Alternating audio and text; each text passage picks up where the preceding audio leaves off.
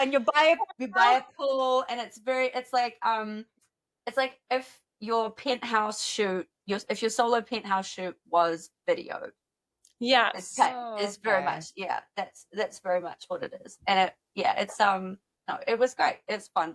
I got to have I like toyed with that avenue before I really knew that I was a stripper before anything else, right? Okay. So it was so amazing. I had the same goal as you, like always wanted to be a playmate, always, got to do penthouse before I did Playboy, just because of where I was in the world. Australia penthouse was easier to do that than it was to be in Playboy.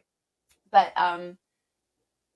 it, it was still an amazing experience, and I just came in from another angle, and I already knew how to make money as a stripper. Right. That I never sort of, the showgirl avenue would just made sense to me. Do you know what I mean? And so there was so many times, and especially like I already had so many issues with like partners, because I'm the same as you. Like I was always in relationships, right? Long term. I'm a monogamous person. Ironically, like I have never been in relationships, contrary to popular belief. Like when I was with Charlie, everyone's, oh, you probably had like hookers and all this stuff. No, we were monogamous. Like we were engaged and monogamous and like totally done. Every relationship I've been in, I've never been in like a swinging relationship. I don't share. Like I don't share. I just don't. I mean, I'll share like. I mean, what is she? If she's pretty, like I won't know, but I'm not. You but can you can't be doing that stuff behind my back. I don't want no girl on my dick, on my man. That is my dick. No. I don't trust them, and I pick.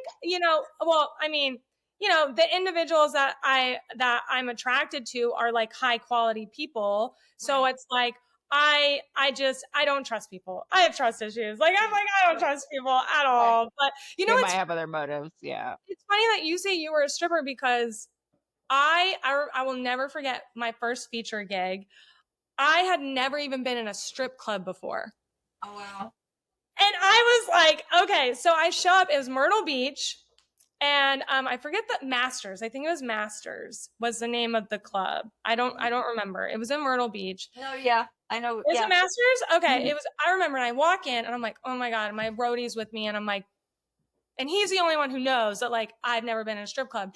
And the guy's like showing me around, and this club is fucking massive. It's got like the catwalk and the 3-pole, and I'm like, I've never even been on a fucking strip pole before, or like a stripper pole before. Like I don't know what I'm doing. But I was a ballet dancer beforehand, so like I was like, I can fake it, whatever. I can be sexy. I know how to be like, sexy. And so the guy's talking to me, and he's like, yeah, so like you just do your thing, and what you normally do. Well, thankfully I had been prepped to like create shows because of Devin. Devin had kind of prepped me beforehand, and I met her through like a mutual friend or whatever. And so she was so kind to like prep me. So I'm like, Devin Michaels? Or was it just Devin? It was just Devin. Just Devin. Okay. Just Devin, yeah. And that name sounds so fucking familiar. Yeah, Devin Michaels is super hot. With big boobs. I mean, all porn stars are blonde with big boobs back then, but whatever. So he's like, yeah, just do, what you normally do. And I was like, totally, for sure.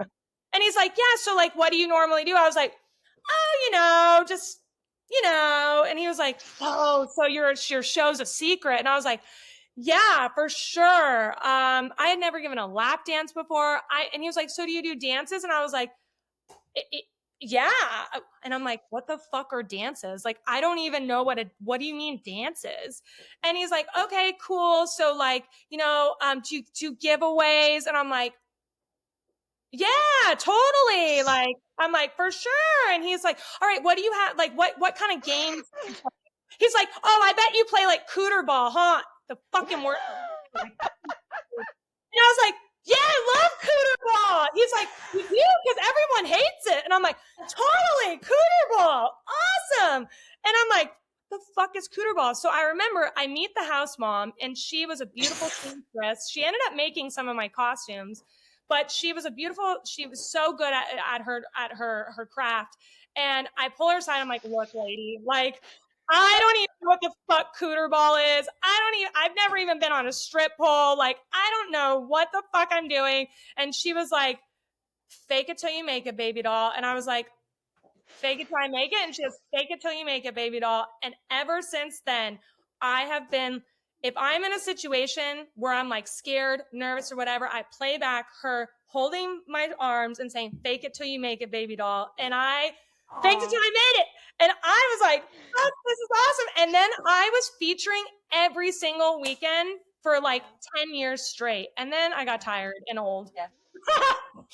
You get tired. You start to wake up in a different hotel, and it's like they're always the same sort of hotel, and you're like, what state? It gets to that point, where you're like, look up when you're like, which state am I in?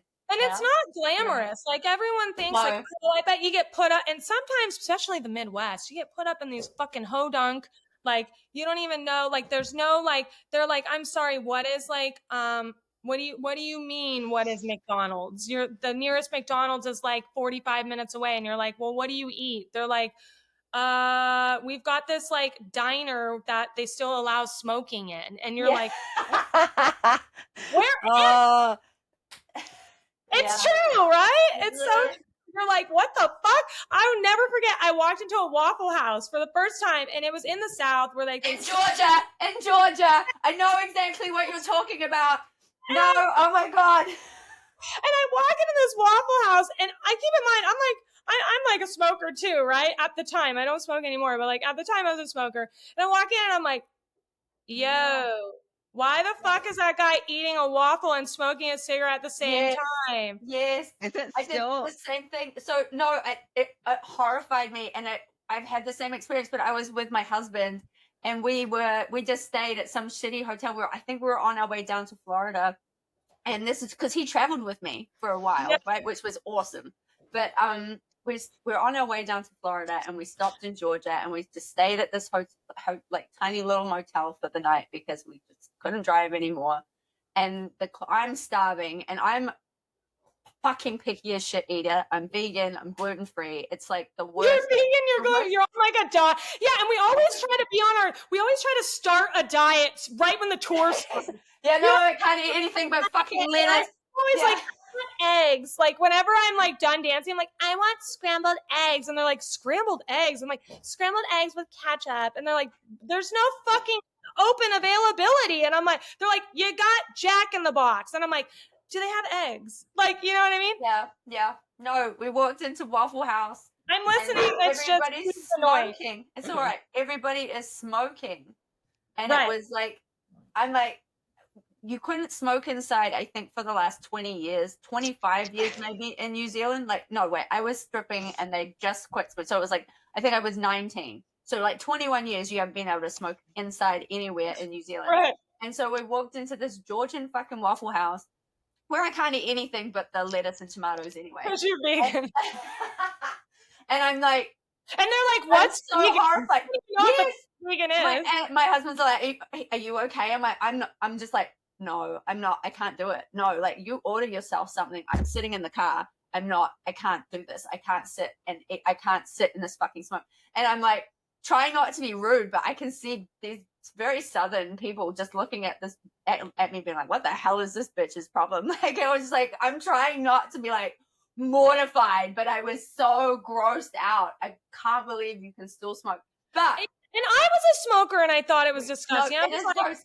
But okay, so the funniest, I'll tell you, there's one story about smoking and eating inside, because you can still smoke in a lot of South Florida strip clubs, right? You go to Miami, they can smoke. Yeah, so when you go to do Exotica, very likely they can smoke inside. When I first danced in South Florida, I was at a club and they had an amazing day shift. And it wasn't a great area, and I wasn't from there, and I was staying in a shitty hotel for like a week, and I just thought it was better for me to work day shift. And it opened at 11:30, and they did free lunch. And because of that, the lunch crowd.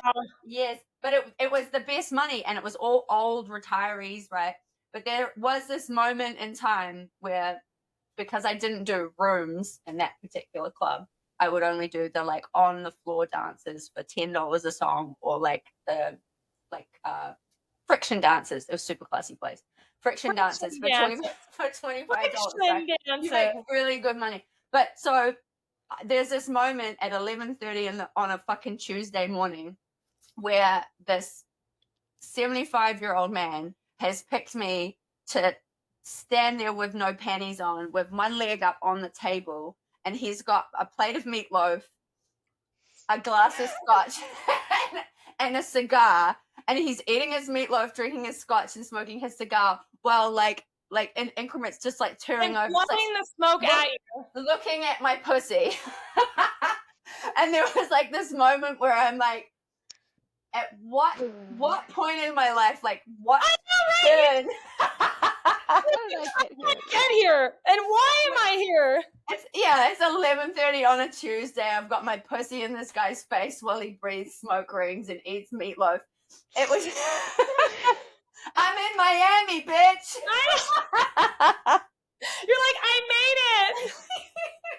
You know, I think I've had many crazy stories, but one of the reasons why I slowed down my featuring a lot was because I don't know what it is, but I attract unstable people, stalkers, and I don't know. Maybe because I'm a little funky. I don't know. Because you're relatable and you're really likable, you know, and that's part of your appeal, like to a mass market, you know, is people can relate to you, but it also has the downside, the dark of it. side to it. Yeah, yes, it's like a people double-edged. are like, she really likes me and understands me. Well, so you know, People already have an issue. Yes. yeah, and It wasn't you didn't do it, but they found you. Well, I know I didn't do it. The catfish from Jamaica did it. Okay, like these Jamaicans and Nigerians, I need to make friends with them because they're making more money than me off my name, and it's like insane with the catfishing. Yeah. So this guy, I'll never forget. I was dancing in West Virginia. I mean, I've had plenty of. I'll tell two stories. So this guy in West Virginia, I'm dancing, and he comes to the club, and they're like, Brett, there's some guy here saying that like he's gonna marry you. Like, is your fiance here? And I'm like, what? No? What are you talking about? Like, no? And this guy comes up to me and he's like, I'm so, oh my God, like, well, I can't wait for us to get married. And I'm like, whoa, stop. Like, this guy literally thought, and he showed me the conversations, had spent thousands and thousands and thousands of dollars talking to this catfish and came with like a ring and like thought that we were going to get married, like legitimately thought. And he cried and sobbed when I was like, yo, we're not getting married. He didn't believe me. And I was like, okay, first of all, you can't be crying in a strip club. Like, we don't cry here. Okay. It's bad look. That is only for the strippers. Yeah, like strippers cry in the back over their dollar bills, okay? And because they played cooter ball and they fucking hate it.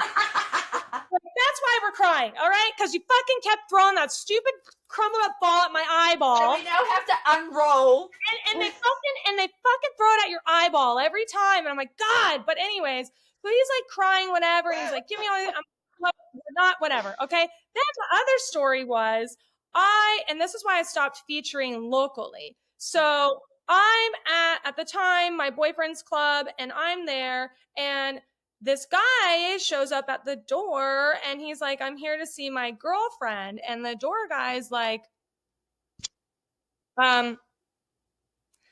this is really weird because like, you're not the girlfriend, like this is the owner's girlfriend. Like, what the fuck are you talking about? Right. And so the guy comes to my meet and greet and he's like, oh yeah, like, why'd you tell me not to come? And I'm like, what? And he's like, why'd you tell me not to come? Like, I'm so excited to, like, we can find, so when can we go out to eat? And like, he legitimately thought we had a relationship. And I was like, I'm like doing like a signing and I'm like, yo, that's my boyfriend. And he's like, wait, so who have I been talking to? I'm like, probably some person in Nigeria. I don't know. And he's like, probably a dude. And he's like, I gave them all this money. And I'm like, fuck, all these people are like making money off of me. And I'm like, hello. Yeah, so it started happening at every single club. It started getting a bit much and really overwhelming. And it started getting really scary because I started getting, for about 6 months, I had this guy write me heinous emails. He doxed me. He found I had posted a photo of me and my ex, and he Googled him, found out where he lived, and then found out where I lived because we had lived together. And he was like, oh, do you live blah, blah, blah. And like knew like my real name. And I had actually legally years ago changed my legal name because of when I was with Charlie, all the tabloids put out my legal name. So I had no anonymity. So I was like, anonymity, I think, you know what I'm talking about. Like I couldn't be anonymous outside of Brett Rossi. Anonymity. Yeah. Anonymity. That's it, girl. So I legally changed my name. I mean, Scotty was a nickname growing up, but I legally changed my name, and it gave me that like comfort that when I want to turn off Brett Rossi and be normal outside, like people can't, like normal people like at my barn or whatever can't like Google my real name and then all this stuff about Brett Rossi pops up because thanks to the tabloids when I was with Charlie, you know, they had blew out all my personal information like and that. They don't give a fuck. They don't give a fuck. And it was a really, you know, all these girls want to be famous. Okay. And until you have paparazzi sitting outside your house and following you and asking you personal questions when you're going through like a breakup, like when you publicly have to go through like your engagement ending publicly, you're like destroyed, obviously. Hello, like me and Charlie had broken up 3 weeks before our wedding. So it was like you were just you're mentally destroyed. And now you got these random weirdos with like cameras following you at like a Starbucks and you look like shit. They're never good pictures, by the way. And they're like, oh, she went fucking crazy. She's not handling anything well. Had a meltdown or whatever. And you're like, dude, I remember that. Yeah, it was really quite terrible because I was in the sex industry. Even though this person had their history and their reputation, it didn't matter because I was the porn star. I had to be the gold digger. I had to be the bad person. And so the tabloids created this like narrative of me, like that I was a drug addict when I was not. I've never been a drug addict, that I like overdosed on drugs, that I did all this stuff, that I was a bridezilla and I was controlling and I was after his money when it was none of that. And unfortunately, like that's how the media portrays people in the sex industry. Now it's kind of shifting, but still they never side with us because we are not of value, sadly. That's not true, but unfortunately to the common folk, we're not of value. And nobody has empathy for us either. And they'll be like, well, what did she expect? That's what she gets when she goes down that road. That's what she I got that a lot. I got that. I remember people would be like, well, what did you expect being with like Charlie? And I'm like, he was not my generation. I always date older because I love older men. That's just my thing. And there you go. And so he was not my generation. I had actually never seen any of his work. So when I got with him, I knew he was like a celebrity, but I didn't know of what stature. Like I didn't realize how big he was until we went. I remember we went to Spain and we walked out of the hotel and I have pictures of us being in the car, people swarming the car, slamming themselves on the car. And I'm like, it was terrifying for me because he grew up in that world. I didn't.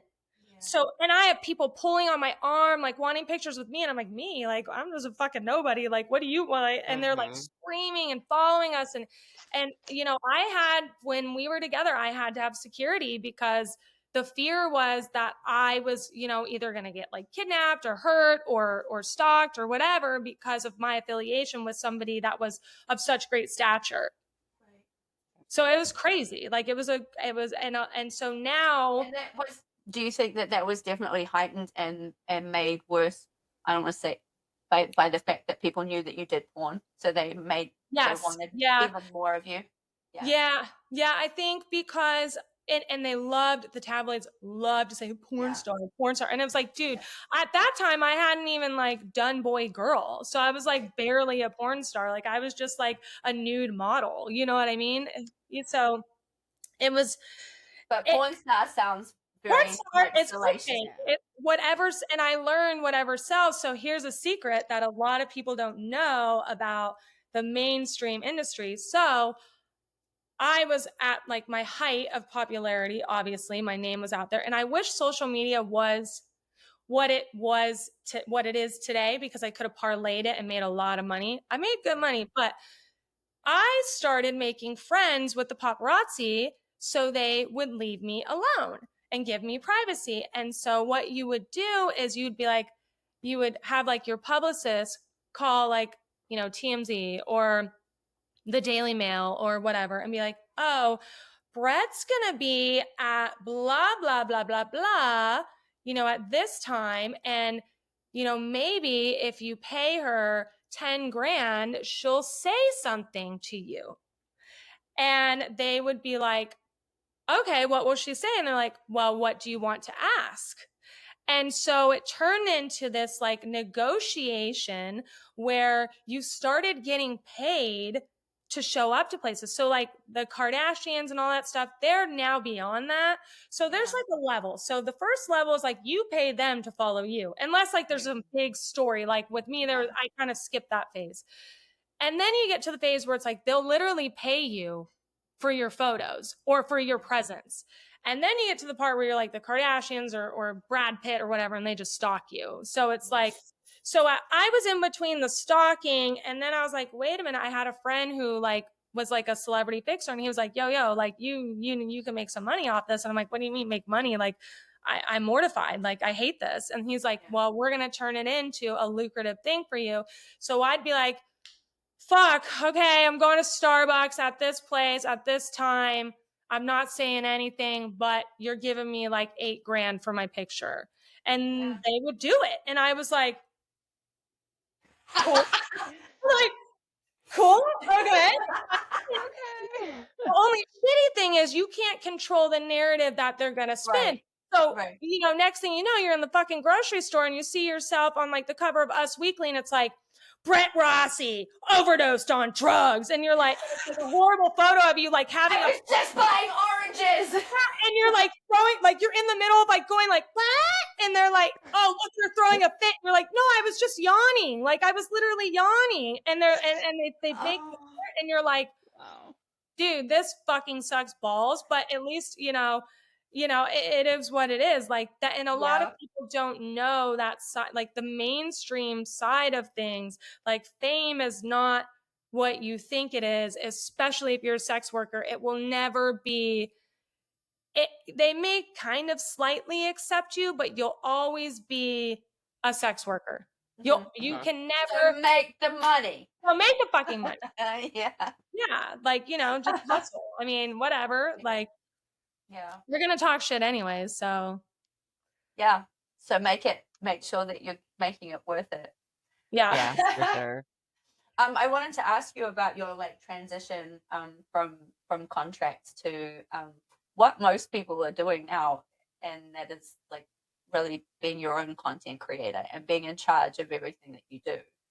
And I wanted to talk about the difference and whether that was something that you've enjoyed, that you're happy about, and you find like, in my opinion, and I probably don't know that I've got the most valid opinion, but I feel like it's been better for a lot of people to be able to create their own content and be in charge of and make their own meetups and hook up with who they want to hook up with and run it privately. And it seems like a lot more work, but I feel like at the end of the day, ultimately, you're probably making more money, and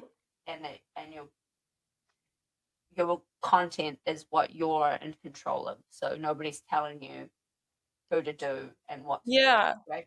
So how I kind of transitioned was I remember it was like 2019, and it got to a point where I was entering an age where I was getting casted as a MILF. And this was before like MILFs were what they are now. Now you can like, your career can last forever. But my generation of the industry that I grew up in was mainstream and porn. Once you hit like 30, that's it.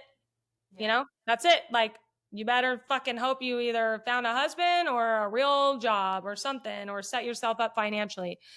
And so I reached this plateau in my career where I was like, okay, I don't want to be a MILF, because I was like so anti MILF at the time, because it kind of had a negative connotation back then. You know what I mean? It was like MILFs back then were kind of like the girls who like never left porn, and they're kind of like there, like they were once super famous, but like now they're like nobody. Not nobody, but like they're kind of like they're just like there, you know what I mean? And so, and I kept getting casted with like men. They were legal age, but they looked not of legal age, and that bothered me. Also, this was around the time incest porn became very popular. And I just don't like incest porn. I don't want to pretend like I'm fucking my stepdaughter or what. Like, that's creepy. Like, I look, I know everyone has their own shticks and their own fetishes and their own niches, and that's cool. And I respect that. But for me, it wasn't something I felt comfortable doing. So I started getting to the point, to be completely honest, where I would drive the set and I would cry because I didn't want to do it, but I had nowhere to go. Like, where was I going to go? So I stopped filming, because I always promised myself the moment that I wasn't happy doing it, I had to stop. I couldn't do it. I just don't have that mindset. So I went to featuring full time, and then the pandemic happened. And I was like, well, what the fuck am I going to do now? You know? And OnlyFans, you know, I had an OnlyFans account, but it wasn't like really anything yet. And a girlfriend of mine, who's actually one of my best friends, was like, hey, dude, you should start shooting like every day for your OnlyFans. That's what I'm doing, and I'm making good money. And I was like, all right, I got nothing else to do. So I literally shot every single fucking day during lockdown. I do my makeup, I do vlogs, I do this, I do that. And then my OnlyFans started getting like popular. I mean, from my fan base, you know? And I was like, okay, like, I mean, I'm talking like in the beginning, I was making like 20, 25 grand a month. And I'm like, meanwhile, the rest of the world is shut down and people can't even pay their bills. So I'm like, this is kind of cool.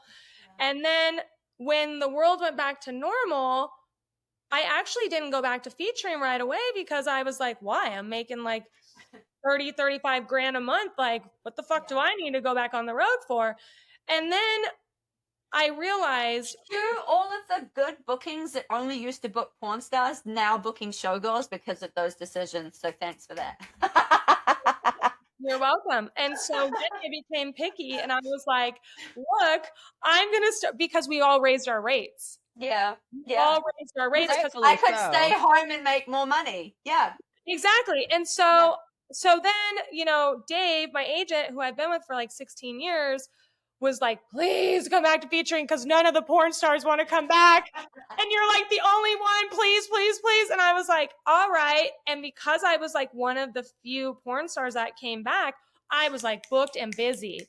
And they were paying my rate because no porn stars wanted to come back. And so they were like, fine, we'll pay your rate. We don't care. And I raised my rate by like $200, by the way. So I was like, booked and busy, and they were paying my rate, and they were paying for, and then they would also pay my demands, which were like, I also want you to pay for my roadie. And they'd be like, okay, fine, fuck anything, we don't care, like, just fucking show up. And I'm like, okay. So then I went back to featuring, and then I started doing both, and I was like, oh my God, like, I'm doing really well, and I have all this like control. And so then I was like, I don't even need to do collabs. So now I literally do, I won't say how much I make, but I do very, very well, and I only do solo. I have not worked with another person since 2019. I do like occasionally, like I have like my best friend where like we'll do like JOI instruction or like whatever. I'm not giving it to you, Steve. She wants her chicken. But if you see my floor, she destroys chicken. So I'm like, no, you're not having it. yeah, so I just love like the creative freedom, like, and like, for instance, I just got back from Cabo. I paid my photographer to go down to Cabo, and I realized that social media plays just as big of a part as shooting content for your OnlyFans. So my OnlyFans is where like all the explicit stuff is, but I started investing in my social media and doing professional shoots and really like marketing myself like that, because that is your social media is, and I don't really ever advertise my OnlyFans, and people just know. People just know, and it pulls traffic. Like last month, between May 1st and May 31st, I had 2.1 million in traffic to my Instagram. And that is just because I'm like, That's amazing. posting about it, because like that, I was even amazed, because like that is very, very hard to do. And that was, God, that was very hard to do. And it all by like dedication. But you know, I go to Cabo, I think I'm gonna go to Hawaii in July and shoot. And when I go to these places, like I'll shoot a little bit of OnlyFans stuff, but a lot of it is hyper focused on safe for work Instagram, or like, or my vlogs for YouTube or TikTok or whatever, you know? And I've noticed the better your social media is doing, the better your OnlyFans will do. Like I know girls who have like 10 million followers and they're making 150K a month on OnlyFans. Like, could you imagine 150K a month on OnlyFans? Like that's fucking asinine. Like Skylar, she's gotten up there. We have a friend who's gotten up in the top 0.2%. She started as a stripper. Yep. awesome. Yeah. I think it's really great, but the thing is because there is a false narrative out there about OnlyFans that I think like a lot of people should be aware of if they're considering joining OnlyFans. Number one, I will say I don't make shit. I don't make shit on my OnlyFans anymore, because it takes so much time and energy and so much effort. Like, it's a full-time job and then some. It is. And I don't have the ability or the capacity or the want to invest that kind of time in it. Yeah. Well, and you know, there's a lot of like, people see these like stories in the press, like, oh, I make 150, or I made 2 million, or I made 30 million. Okay, first of all, those are very few and far between. Second of all, you have to remember, even if it's on OnlyFans, your Poonanny, someone's gonna find it. Okay, someone is gonna find out. Someone is gonna know. So if you think it's gonna be your have a regular job, you're gonna get fired. If you think it's gonna be your little secret, it's not. It's not. It's not going to be. And 90% of the time, unless you have an established brand, you're not gonna make shit, because it is so oversaturated that the only people who are surviving are people who had big brands or social media presence. You know, like, you know, and that's what makes me kind of deter people away from it. I'm like, dude, you're better off doing Sex Panther. Like, you know what I mean? Because at least you're just texting photos to like random dudes, and like it's less likely to like get out there and, you know, whatever. Whereas like with OnlyFans, there's OnlyFans leaks. Like I have a whole team that I have to like pay to like pull down my leaks, and, you know, I have like edit my content, and, you know, then I got to do my social media, and then I've got my auction, and then I've got my Sex Panther, and then I've got, you know, this and that, and there's so much, and then dancing. So it's like there's so much to it that like I don't think a lot of people realize that, you know, the difference is when you were making movies, it was guaranteed money, you know? Whereas with OnlyFans and content creation, 1 month you can be making like 30,000. The next month you could be making 15. And that you have to learn not to live in 30,000 land or 50,000 land, because next month you can make 10 grand. And then you're like, well, fuck, how do I pay my rent? That's the same as stripping. Yeah, strippers have, Yeah, that's the same as stripping. Yeah. And with the movie money. Yeah. Like I see it all the time, and it's the one thing that I say to all the entertainers, especially when they have their first night. And I remember like the first time I cracked $1,000, in one night and just being so amazed. And now that to me is just like, if I like, you get to the point where if you don't make that, you're fucking mad and be like, why did I get out of bed? Sure, like, yeah, Yeah. you kind of jaded. You get jaded. And so when the first when I see these girls do really well, and they walk out with a couple of $1,000, it's the first time they've made that much money, and I'm like, you're like, please, baby girl, don't go buy a loop. Don't go buy yourself a fucking purse. Please, away. Please don't. And you know, as I've gotten older, and I've made a lot of money throughout my career, and I invested it in like paying off my debts that I had when I was 17, 18, 19, 20. And I never was taught, like I had to live off credit cards because I was so poor. So I trashed my credit when I was young. So really the first 5 years of making amazing money went to building my credit back up, you know? And so I see like these new girls come in and they like, the first thing they do is like get a designer bag, which is like $4,500. Then they get a Maserati